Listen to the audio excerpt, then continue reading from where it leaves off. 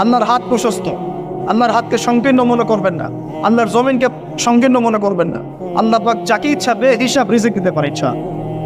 আল্লাহ পাক আমাদের সবাইকে বেহিসাব রিজিক দান করেন বলি আমিন। আর কে?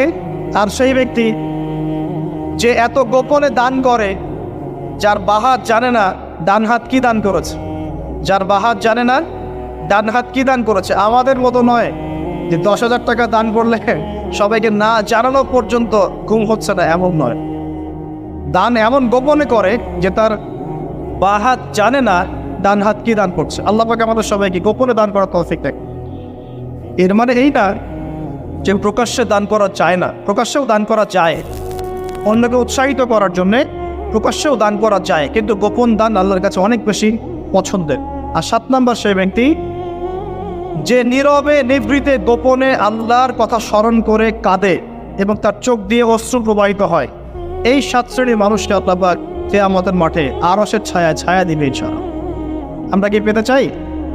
আল্লাহ পাক এই আরশ সবার আগে সৃষ্টি করেছেন। তারপর কি সৃষ্টি করেছেন? কলম। কে? কলম। কলম সৃষ্টি করে আল্লাহ পাক বলেছেন উক্তুব, লিখো।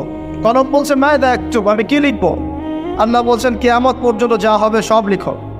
লাউহে মাহফুজে কলম লেখা শুরু করেছে, কিয়ামত পর্যন্ত যা হবে সব লেখা হয়ে গেছে। অতএব রিজিক নিয়ে আপনার টেনশন করার কোনো দরকার নেই। যা লেখা হয়েছে পাবেন ইনশাআল্লাহ।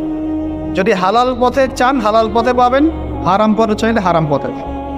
আপনি যা তাকদিরে আছে এর বাইরে আপনি কিছু পাবেন, যতই চেষ্টা করেন। আল্লাহ পাক আমাদের সবাইকে তাকদির নিয়ে সন্তুষ্ট থাকার তৌফিক দান করুন। এরপর আল্লাহ পাক এই মহাবিশ্ব সৃষ্টি করেছেন 7 আকাশ, 7টা মহাবিশ্ব। কয়টা? 7টা, মাত্র 6 দিনে। কয় দিনে? 6 দিনে। ফি সিত্তাতি আইয়াম, 6 দিনে। আল্লাহ পাকের একদিন কিন্তু আমাদের দিনের মতো নয়। সূরা মাআরিজের মধ্যে আছে আল্লাহ পাকের একদিন আমাদের 50,000 বছরের সমান। কত হাজার বছর? 50,000 বছর। কিয়ামতের মাঠটাও হবে, ওই দিনটাও হবে 50,000 বছর। ওই 50,000 বছরের সমপরিমাণ দিনে কেউ যদি পিপাসার্ত না থাকতে চায়, হাউজে কাউসারের পানি চায়, সে যেন কোনো বেদাতি আমল না কর, নবীর সুন্নতের উপর থাকে। ইনশাআল্লাহ নবী সাল্লাল্লাহু আলাইহি ওয়াসাল্লাম তাকে হাউজে কাউসারের পানি পান ইনশাআল্লাহ।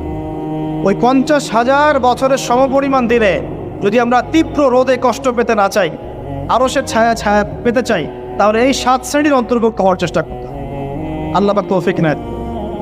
এখন এই মহাবিশ্ব সৃষ্টি করার পর আল্লাহ পাক সব কাজ বুঝিয়ে দিলেন, প্রত্যেকের কাজ প্রত্যেককে বুঝিয়ে দিলেন। কার কি কাজ?